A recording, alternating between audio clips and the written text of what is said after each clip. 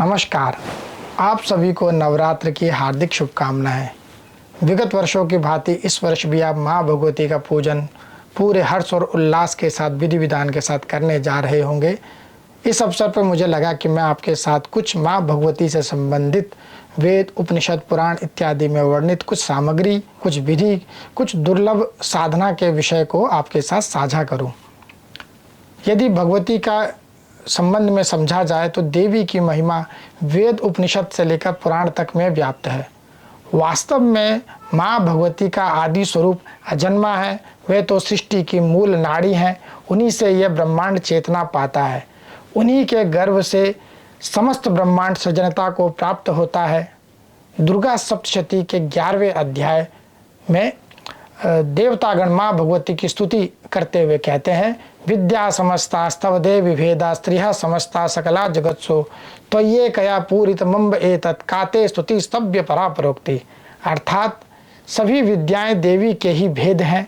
समस्त संसार में व्याप्त एक ही तत्व है, वह देवी तत्व या शक्ति तत्व। हे भगवती, इससे बढ़कर स्तुति करने के लिए और रखा भी क्या है।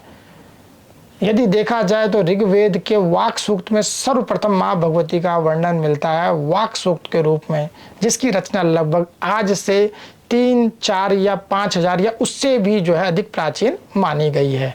भगवती उसमें अपनी सर्वव्यापकता का वर्णन करते हुए कहती हैं, अहम ब्रह्म स्वरूपिणी मत्तः प्रकृति पुरुषात्मक जगत शून्यम चा अहम आनंदानंदो अहम विज्ञाना विज्ञाने अहम ब्रह्मा ब्रह्मणि वेदितव्ये अहम पंचभूतानि। अर्थात मैं ब्रह्म स्वरूप हूँ, मुझसे ही प्रकृति पुरुष अपने कार्य में परिणत होकर जगत की उत्पत्ति करते हैं। मैं आनंद और आनंद रूपा हूँ, विज्ञान अविज्ञान हूँ, ब्रह्म और अब्रह्म हूँ।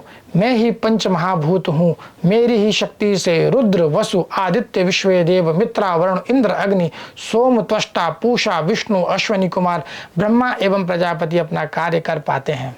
अस्तु, नवरात्र विधान का सर्वप्रथम जो वर्णन है वो देवी भागवत के 3 स्कंद के 26वें अध्याय में हमें प्राप्त होता है, जिसमें माँ भगवती के विषय में व्यास जी राजा जन्मेजय को बताते हैं कि जो यह नवरात्र है यह शरत काल और वसंत काल की जो ऋतुओं में करना चाहिए।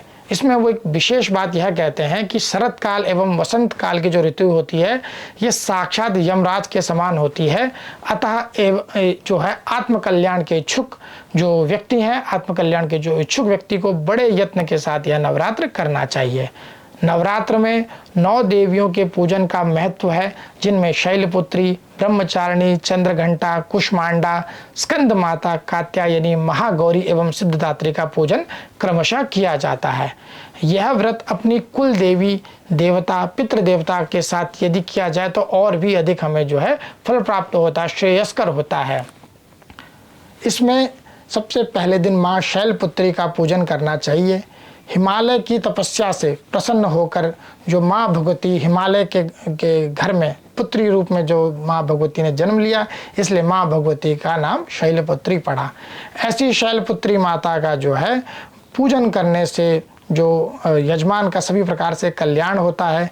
इसमें एक बात और बहुत विशेष है कि यदि देखा जाए तो माँ भगवती के जो साधना है, जो असली जो साधक होते हैं वो नवरात्र में, क्योंकि कथा भी अन्य कथा के अनुसार भी ऐसा है कि माँ भगवती ने गुफा में बैठ के पूरे 9 दिन तपस्या की थी। इसी में माना जाता है कि व्यक्ति अपने मूलाधार चक्र से लेकर के सहस्रार चक्र तक की यात्रा कर सकता है। ऐसा जरूरी नहीं है कि आप एक ही नवरात्र में ऐसा कर पाएं, पर प्रतिदिन भगवती के हर प्रतिदिन के साथ साथ में आप अपनी साधना बढ़ाते रहें। इससे कई वर्ष महीने की आपकी तपस्या के बाद, आपके अभ्यास के बाद आप निश्चित रूप से इन चक्र को जागृत करने में समर्थ हो पाएंगे। फलतः आपको अणिमादि सिद्धियां प्राप्त होगी। तो इसी में शैलपुत्री माता का जो प्रथम दिन होता है उस दिन आपको सबसे पहले मूलाधार चक्र में सम बीज का ध्यान करना चाहिए। यह 5 मुख वाली अस्थि धातु की साकिनी, इसकी अधिष्ठात्री शक्ति है, इनका ध्यान करना चाहिए। दूसरे दिन माँ ब्रह्मचारिणी का पूजन करना चाहिए। माँ भगवती ही समस्त भोगों को भोगने के पश्चात ब्रह्म के स्वरूप का साक्षात्कार करवाती है। अतः ऐसी ब्रह्मचारिणी का पूजन कर साधक को धीरे धीरे अपनी साधना बढ़ानी चाहिए। इस दिन साधक को स्वाधिष्ठान चक्र में कम बीज का ध्यान करना चाहिए। चतुर्मुखी काकिनी इसकी उपास्य शक्ति है। तीसरे दिन माँ चंद्र घंटा का पूजन करें। चंद्रमा जिनके घंटा में स्थित है, ऐसी देवी की पूजा करने से साधक अपने मन पर नियंत्रण प्राप्त करने की शक्ति को प्राप्त कर लेता है और उसके सदैव सत्कार्यों में लगे रहने की सिद्धि भी प्राप्त कर लेता है। इस दिन साधक को मणिपूरक चक्र में लम बीज का ध्यान करना चाहिए। लाकिनी मांस धातु की अधिष्ठात्री उपास्य शक्ति है। इसी प्रकार चौथे दिन माँ कुष्मांडा का पूजन करना चाहिए।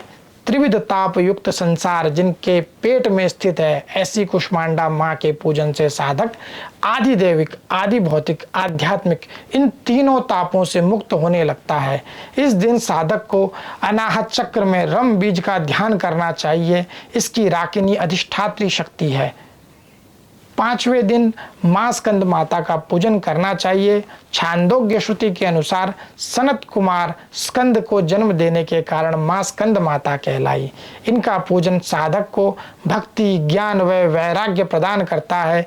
इस दिन साधक को विशुद्ध चक्र में डम बीज का ध्यान करना चाहिए।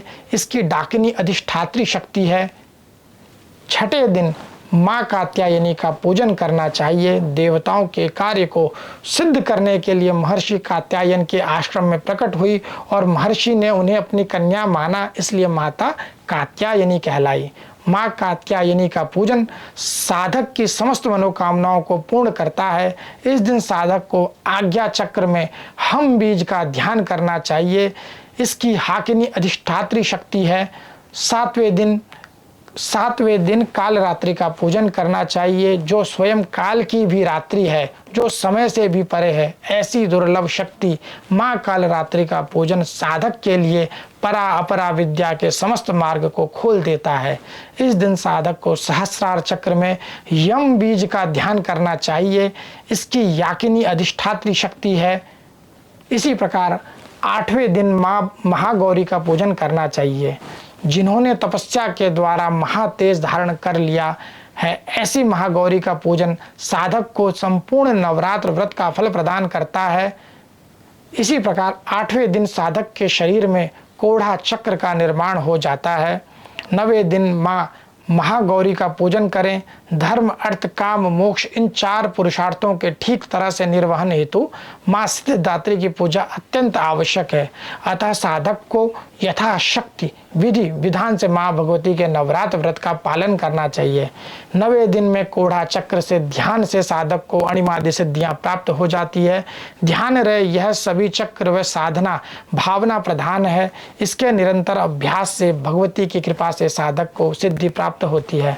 यह अत्यंत गोपनीय है। साधक को साधना के दौरान होने वाले अनुभवों को सभी के साथ साझा करने से बचना चाहिए। यदि जो इसमें मैंने काफ़ी संक्षेप रूप से आपको जो है माँ भगवती के इन सभी चक्रों के बारे में बताया कि हमारे शरीर में किस किस स्थान पे कौन कौन सा चक्र जो है व्याप्त रहता है और किस बीज रूपी मंत्र का ध्यान करके जो है आप जो है माँ भगवती की साधना में और भी गहराई में जा सकते हैं। इसमें एक बात जो ध्यान देने वाली है, यह सभी जो बीज मंत्र रहे हैं, ये भगवती के कोई हमारी मांस, कोई हमारी जो है हड्डी, कोई हमारी जो है अन्य जो शरीर में जो विभिन्न प्रकार की मांस, जो मज्जा इत्यादि सभी को जो है कोई ना कोई उसकी अधिष्ठात्री शक्ति है।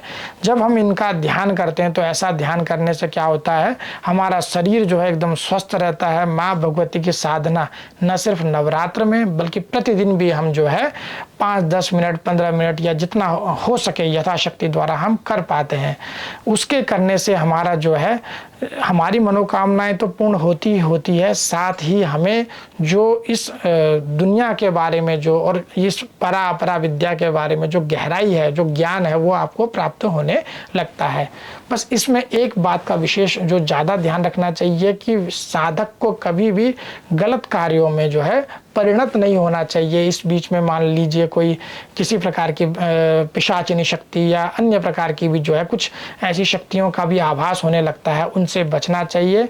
और ख़ास तौर से यदि रात्रि काल में ऐसी साधना आप करते हैं तो आपका कोई ना कोई गुरु होना चाहिए, ताकि आप उनके साथ अपने अनुभवों को साझा कर पाएँ और वो आपको गलत डायरेक्शन में जाने से बचा लें। आशा करता हूँ आपके साथ जो मैंने माँ भगवती से संबंधित यह पूजा साधना विधि और माँ भगवती के जो अति प्राचीन स्वरूप का जो है और जो है आपके सामने उल्लेख किया, आपको उसमें से कुछ बातें जरूर समझ में आई होगी। आप उसे अपने साधना में जरूर शामिल करेंगे और माँ भगवती यूं ही आपको जो है नित्य नवीन जो है वृद्धि प्राप्त करती रहे। आपकी जन्म पत्रिका से आपको जो है समस्त जो है केंद्र त्रिकोण स्थान पर बनने वाले सभी राजयोगों का पूर्ण फल प्राप्त दे, ऐसी मेरी प्रार्थना है। जय माता दी।